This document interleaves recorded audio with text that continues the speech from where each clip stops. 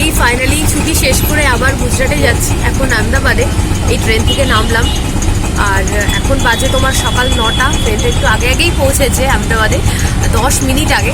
এই লাগেজ ফাগেজ নিয়ে এই যে অটোতে বসে আছি। এবার এখান থেকে যাব আমরা যেখানে থাকি সেটা জায়গাটার নাম হচ্ছে মুন্দ্রা।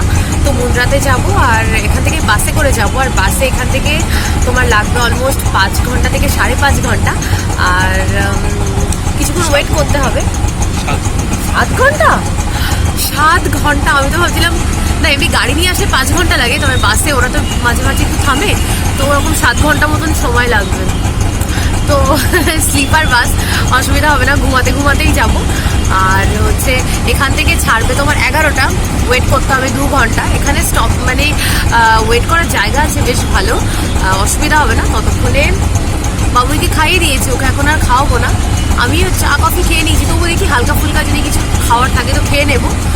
আর আহমেদাবাদ শহরটা ভাবলাম যে ক্যামেরা সব কিছু ব্যাগের মধ্যে, তো ভাবছিলাম যে করবো না ব্লগ। তো ভাবছি আহমেদাবাদটা কখন দেখানো হয়নি তোমাদেরকে, তো ভাবছি না ঠিক আছে মোবাইলেই ব্লগটা করে নিই। তো বুঝতে পারছি লাইট কেমন হবে, ভয়েস কেমন শুনতে হবে বুঝতে পারছি না, একটু মানিয়ে নিও, ঠিক আছে?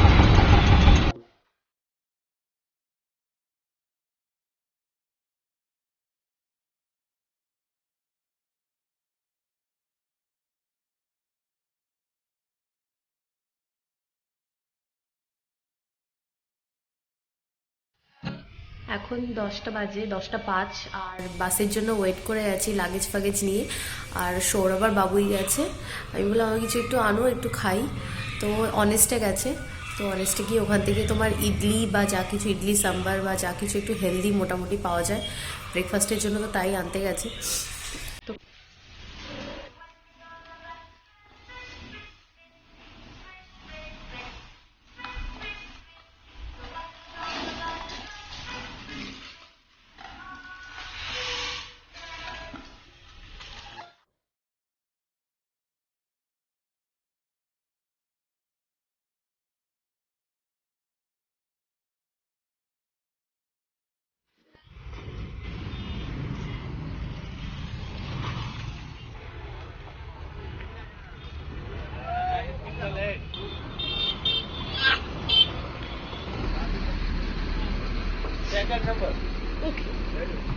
এদিকে না,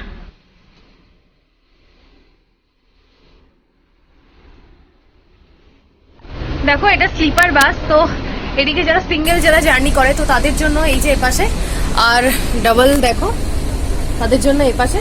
তো আমাদের এপাশে আমাদের মানে দেখো ছোট্ট একটা কামরা মতো, জাস্ট খুব নিট অ্যান্ড ক্লিন, খুব ভালো। এখানে দেখো জুতো রাখার জন্য জায়গাটাও আছে, কারণ হ্যাঁ, তো এখানে আমরা শুতে শুতেই চলে যাব আমাদের মুন্দ্রাতে। আর ওপরে ওঠার জন্য এই দেখো এই যে ল্যাডার আছে উপরে ওঠার জন্য, নিচেও আছে ওপরেও আছে।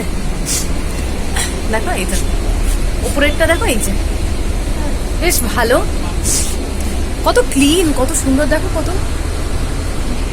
তো সৌরভ এখন করছে কি, ও এই লাগেজগুলো সব ভেতরে মানে বাসের মধ্যে দিয়ে দিচ্ছে, লোক আছে দেওয়ার, তো দিয়ে দিচ্ছে। আর আমি আর বাবুই উঠে পড়েছি। আর এদিকে দেখো জানলাটাও আছে বেশ কতটা বড়। দাঁড়া বাবা, এই দেখো বাবুই তো এই জানলা পেলেই হলো, জানলা দিয়ে দেখতে দেখতেই পুরো চলে যাব এখান থেকে। বললাম না, সৌরভ তখন বললো 7 ঘন্টা মতন লাগবে। কি সুন্দর না ভিউটা, দেখো কি ভালো লাগছে। বাবুই তো দেখো কত মজা করছে, ও এই ফিলিং খুব ভালো লাগে, বেশ আমার মতনও, মানে এই নেচার, এই বাইরের এগুলো দেখতে খুব ভালোবাসেও। তবে ঘুম দেবো, একটা টানা ঘুম দেবো। হ্যাঁ, ট্রেনে ঘুম হয়েছে যদিও, তবুও কি করবো এতক্ষণ জেগে জেগে। যদি টাইম পাই, যদি নেটওয়ার্ক ভালো থাকে বিগ বস দেখবো, যদি নেটওয়ার্ক ভালো থাকে, না হলে হবে না, না হলে ঘুমিয়ে পড়বো। এখন 4টে বাজে, এই বাস থেকে এবার নামবো, আর তারপর নেমেই গান্ধীধাম। আর ওখানে সৌরভের অফিসের থেকে আগে থেকে গাড়ি বলা আছে, তো অফিস থেকে গাড়ি এসে দাঁড়িয়ে থাকবে ওখানে। লাগেজও প্রচুর, নিতে নিতেই তো অবস্থা খারাপ হয়ে যাবে। আর এখানে তো কোনো কুলিও নেই, যেহেতু রেলওয়ে স্টেশন না, কোনো কুলি নেই, সব মানে সৌরভকেই করতে হবে। আমি বাবুইকে ধরবো আর ও ততক্ষণে করে নেবে।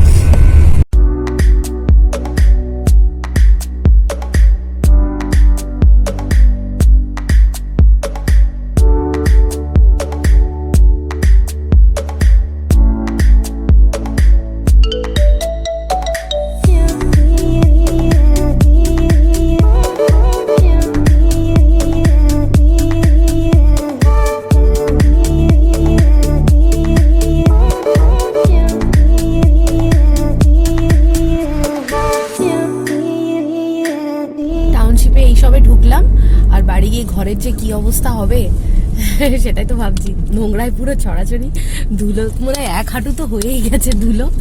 হ্যাঁ, তো গিয়ে তো প্রচন্ড ব্যস্ত থাকবো, আর নিজেরা এখনো খাইনি, খুব খিদেও পেয়ে গেছে, তো গিয়ে ছট করে আর কথা বলবো না। আর পুরোপুরি একেবারে ফ্রেশ হয়ে ঘরটার মোটামুটি একটু গুছিয়ে নিয়ে তারপরে কথা বলবো, ঠিক আছে?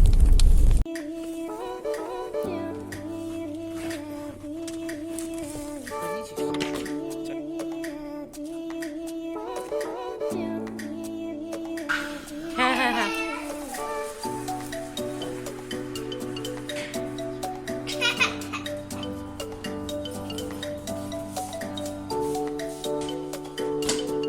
এখন বাজে তোমার 8:30, আর ঘরটার মোটামুটি একটু গুছিয়েছি, যা হোক করে একটু, মানে ধুলো খুব বেশি জমেনি, কারণ সামনে একটা কাপড় দিয়ে রেখে গেছিলাম দরজার সামনে, তো ধুলো খুব একটা বেশি খুব একটা বেশি হয়নি। আর আমার সামনের ঘরে যে, সে আবার করেছে কি, আমাদের দুজনের জন্য আবার পোলাও করে রেখেছে তো আর কিছু করতে হবে না রাত্রিবেলা, বাবুর জন্য একটু স্যারেলাক ওই দিয়ে খাইয়ে দেবো, স্যারেলাক নেস্টাম একসঙ্গে মিশিয়ে। আর আমাদের আবার চা করে দিয়ে গেছে, তার পাশে আরেকটা বান্ধবী, আমার সামনের পাশেরটা, তো আবার চা করে দিয়ে গেছে, তো চা খেয়েছি দুজন তো আবার কমপ্লেক্স গেছি, গিয়ে টুকটাক ঘরে তো কিছু ছিল না, তো সেগুলো আনলাম একটু বিস্কুট টিস্কুট। তুই কিছু বল। কালকে সৌরভকে বলছি যে ছুটি নাও, আর ভাল লাগছে না, বাড়ি থেকে এসে প্রচুর কাজ থাকে না, ব্যাগ ফ্যাগগুলো ঠিকঠাক করার। 17 দিনের ছুটি নিয়েছি, এইটাই মানে হচ্ছে ফোন আসছে অফিস থেকে যে কবে জয়েন করছো, তারপরে আবার বলছে আবার ছুটি নিতে। তাও আবার এখানে সবাই দেখে নিয়েছে যে হচ্ছে আমি অলরেডি চলে এসেছি, তারপরে আবার যদি ছুটি নিই ভাববে যে হচ্ছে কিসের জন্য এখানে ছুটি নিচ্ছি। তো ঠিক আছে, চেষ্টা করবো তাড়াতাড়ি ফেরার, বাট ছুটি তো নিতে পারবো না, তাড়াতাড়ি ফেরার চেষ্টা করবো। একেবারে পাক্কা প্রফেশনাল হয়ে গেছে, সেই গুজরাটিদের মতন। গুজরাটিরা যেমন খুব প্রফেশনাল না, ওটাও তাই হয়ে গেছে। কি করবে, যে জায়গাটা থাকি, জায়গাটার আসার, আর কিছু না। এবার আমরা কতদিন পরে বাড়ি যাবো? 8 মাস, মানে পুজোর সময় 24 অক্টোবর আই থিঙ্ক ষষ্ঠী পড়ছে, তো তার আগে বাড়ি যাবো। কদিন আগে বাড়ি যাবো? তার 2-3 দিন আগে। অবভিয়াসলি 2-3 দিন আগে। কি তার মানে হচ্ছে কি পুরো পুজোর প্যান্ডেলও করবে তুমি, কি ওই গোবর লেপে দেবে, তারপরে কি মানে তো পুজোর সময় বাড়ি যাবো এবার, মানে কালী পুজো আবার এখানে ব্যাক করবো, তাই তো? কালী পুজো অনেক, লক্ষ্মী পুজোর পরপরই ব্যাক করতে হবে, মানে ওই অ্যাটলিস্ট আমার ছুটি ওরকম 2 সপ্তাহ, ম্যাক্সিমাম 2 সপ্তাহ হতে পারে, তার বেশি তো হবেই না। তো তুই আমাকে গিয়ে রেখে দিয়ে আসিস, আমি পরে তোর বাবা মাকে নিয়ে আসবো, বাবা মাকে নিয়ে সেটাই করবো এবার। তাহলে আমি কদিন একটু থাকতে পারবো, মানে 10-15 দিন এক্সট্রা। সৌরভের সঙ্গে যাব, আমি, বাবু আর সৌরভ 3 জন একসঙ্গে গেলাম, গিয়ে এবার ও একা একা চলে আসবে, এবার আমি আর কিছুদিন স্টে করে 10-15 দিন এক্সট্রা স্টে করে ওখানে, তারপরে ওর বাবা মাকে নিয়ে এখানে চলে আসবো, সেটাই ভালো, তাই না? মানে জার্নি কি, মানে কি বলবো, ফ্লাইটে আসাই ভালো আমাদের, ট্রেন জার্নিতে প্রচুর টাইম লেগে যায়, কিন্তু কিছু করার নেই। আমি চেষ্টা করি বাড়ি থেকে, বিশেষ করে ওখান থেকে আসার সময় সবসময় ট্রেনে আসার, কেননা না ফ্লাইটে আসার একটা প্রবলেম আছে, যেমন বাড়ির লোকেরা মানে ভালোবেসে অনেক কিছু দেয়, সেগুলো তো মানে হচ্ছে ফেলে রেখে আসা যায় না।